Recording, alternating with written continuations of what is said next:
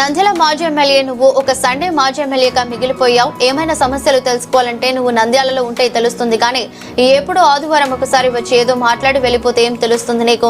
Nandyal medical college గత ప్రభుత్వంలో ఎలాగైతే నడిచిందో అలానే నడుస్తుందని, ఎవరు ఏమీ మార్చడం లేదని తెలిపిన టీడీపీ యువ నాయకుడు భూమా జగత్ విఖ్యాత్ రెడ్డి తెలిపారు. మెడికల్ కాలేజ్ విషయము మీరు మాట్లాడేది, ఈ రోజు నేను కూడా మాజీ సండే ఎమ్మెల్యే మాట్లాడిన మాటలు చూశాను.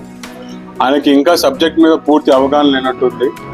సండే కాకుండా ఇక్కడ ఎక్కువ టైం స్పెండ్ చేస్తే అసలు ఏం జరుగుతుందో రాష్ట్రంలో ఆయనకు కూడా తెలిసి వచ్చే పరిస్థితి ఉంటుంది.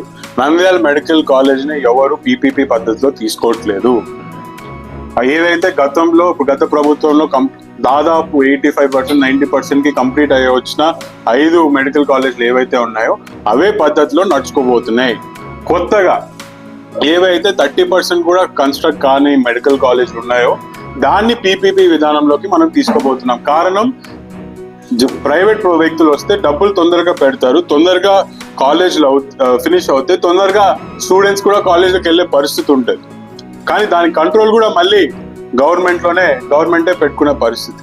దానికి ఎందుకు వీళ్ళు ఇంత ప్రాధాన్యతం చేస్తున్నారో అర్థం కాదు. ఫస్ట్ ఈ సండే మాజీ ఎమ్మెల్యేకి నేను తెలియజేసుకుంటుంది ఏంటంటే, నువ్వు ఫస్ట్ తెలుసుకో, నంద్యాల మెడికల్ కాలేజ్ ఇప్పటికి ఏదైతే సిద్ధాంతంలో నడుస్తుందో, ఏ పద్ధతిలో నడుస్తుందో అదే పద్ధతిలో కూడా రేపు పొద్దున కూడా నడవబోతుంది.